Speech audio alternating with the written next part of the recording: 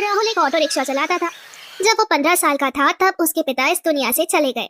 इसी वजह से राहुल को ही घर की जिम्मेदारी उठानी पड़ी और कॉलेज की पढ़ाई छोड़कर पिता का ऑटो रिक्शा चलाने का काम राहुल ने संभाल लिया। राहुल की बड़ी बहन नेहा की शादी पर उसके पिता ने कर्जा लिया था। उसे उतारने के लिए राहुल ने अपना घर भी बेच दिया और माँ के साथ किराए के घर में रहने लगा। राहुल की बड़ी बहन अपने ससुराल में खुश है, इस बात की उसे बहुत तसल्ली है। माँ, नेहा दीदी का मेरे मोबाइल पर फोन आया था। तुम बात कर लो, फिर मैं ऑटो लेकर काम पर निकलता हूँ। हेलो नेहा दीदी, ये लो, माँ से बात करो। हाँ बेटी, अपना ध्यान रखा कर, खूब खाया पिया कर, इससे बच्चे की सेहत पर अच्छा असर होगा। अब बस यही ख्वाहिश है कि जल्दी से मैं नानी बन जाऊं और राहुल मामा। हाँ वो तो है, अब नानी कहलाने वाला बस आ जाए तो फिर मुझे भी सुकून आ जाएगा। अपने नाती पोतों को खिलाकर ही मुझे सुकून मिल जाएगा। माँ बस राहुल के लिए एक अच्छी सी लड़की ढूंढ लो जो घर संभाल ले। माँ, मुझे देर हो रही है, बाद में बात कर लेना। अच्छा नेहा, मैं तुझसे बाद में बात करती हूँ, राहुल को देर हो रही है। राहुल ऑटो लेकर काम पर निकलता है। उसे पहले ही बहुत देर हो चुकी थी, पर रास्ते में जाम भी बहुत था। वो सवारी का इंतजार कर रहा था। तभी उसका एक साथी जो उसकी तरह ऑटो चलाता था, वो किसी लड़की से झगड़ रहा था। अरे देखिए मैडम, ऐसे थोड़ी ना होता है।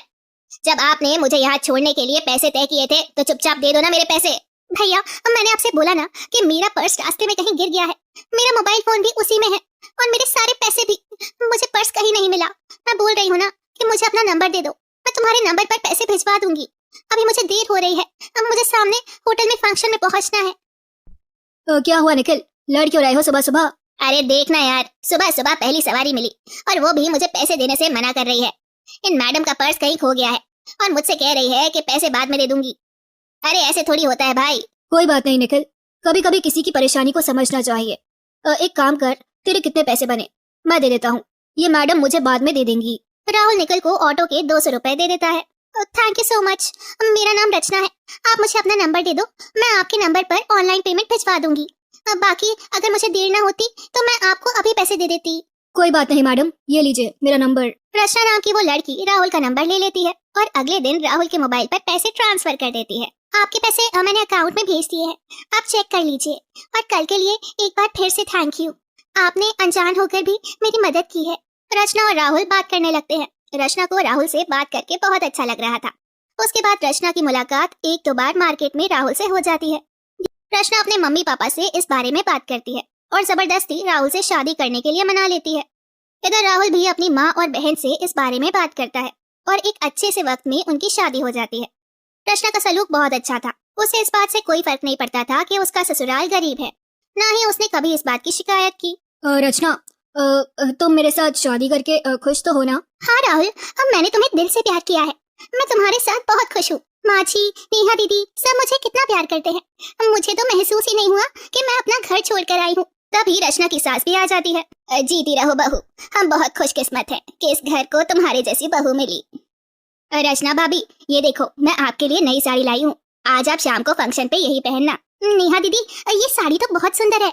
ठीक है, मैं शाम को यही पहन लूंगी, लेकिन एक शर्त पर, आज आप मुझे खुद तैयार करोगी, प्रॉमिस। रचना की बातें सुनकर नेहा की आंखों में आंसू आ जाते हैं। उसने कभी सोचा ही नहीं था कि उसे कभी अपनी प्यारी भाभी से इतना प्यार और इज्जत मिलेगी। बस कुछ ही दिनों में रचना ने सबके दिलों में एक अलग जगह बना ली। अब तो रचना के बिना कोई भी नहीं रहता था। नेहा का बेटा पैदा होता है, इधर रचना भी पेट से हो जाती है। रचना के माँ बनने के बारे में जब उसके मम्मी पापा को पता चलता है तो वो उससे मिलने उसके ससुराल जाते हैं, पर रचना का घर देखकर दोनों के मुंह बनने लगते हैं। रचना, तुम अपने मम्मी पापा के पास बैठो, रसोई से चाय और नाश्ता मैं ले आती हूँ।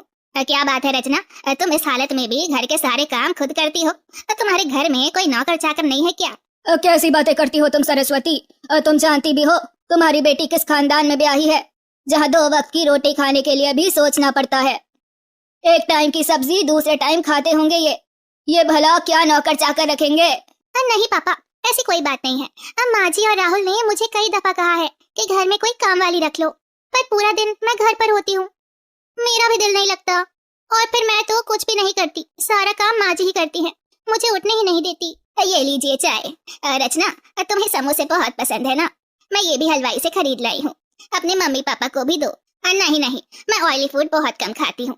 और नहीं, मैं ऑयली फूड बहुत कम खाती हूँ। और रचना, तुम भी ये सब। मम्मी, आप मेरी टेंशन मत लो, माँ जी मेरा पूरा ख्याल रखती हैं, वो मुझे वक्त पर जूस, फ्रूट्स, दूध, दही, सब्जी और सब कुछ खाने के लिए देती हैं। तभी रचना की ननद नेहा भी आ जाती है।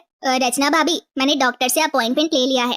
कल सुबह 11 बजे आपको मेरे साथ चलना है और आपका चेकअप हो जाएगा।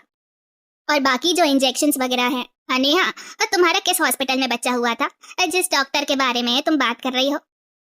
जी, वो बड़े बाजार में जो हॉस्पिटल है जहाँ डॉक्टर पायल बैठती है, वो सस्ता बेकार सा हॉस्पिटल। रचना, तुम उस हॉस्पिटल में चेकअप के लिए जाओगी। पर तुम्हारा दिमाग तो ठीक है। रचना, तुम उस मामूली से हॉस्पिटल में चेकअप के लिए जाओगी? तुम फिक्र मत करो, इन लोगों के पास अगर तुम्हारे इलाज के लिए पैसे नहीं है तो क्या हुआ, मैं तुम्हारे लिए इस शहर के सबसे बड़े नामी हॉस्पिटल में आज ही बात करता हूँ। और तुम अभी के अभी अपना सामान पैक करो और हमारे साथ चलो। किसके घर? आपके घर पापा। मैं अभी अपना घर छोड़कर कहीं नहीं जा सकती। मुझे डॉक्टर पायल, जो कि एक बहुत बड़ी और समझदार डॉक्टर है, उन्होंने नेहा दीदी की नॉर्मल डिलीवरी की है। उन्होंने मुझे पूरा टेस्ट करने के लिए बोला है अभी। और शायद आपने ठीक से सुना नहीं, मुझे कल नेहा दीदी के साथ डॉक्टर पे जाना है। आप थोड़ी देर और बैठेंगे या जा रहे हैं? क्योंकि अभी राहुल आने वाले हैं। वो शहर में एक नया रेस्टोरेंट खुला है ना, वहाँ पर मेरी फेवरेट आइसक्रीम मिलती है, तो आज मेरा वो खाने का मन कर रहा था।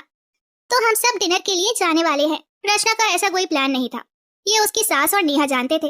पर रचना अपने मम्मी पापा को एहसास दिलाना चाहती थी कि उसके ससुराल वालों की और बेइज्जती ना करे तो उनके लिए बेहतर है। रचना के मम्मी पापा कुछ देर बाद वहां से चले जाते हैं। रचना की सास और ननद दोनों की आंखों में खुशी के आंसू थे। रचना अपनी सास और ननद के गले से लग जाती।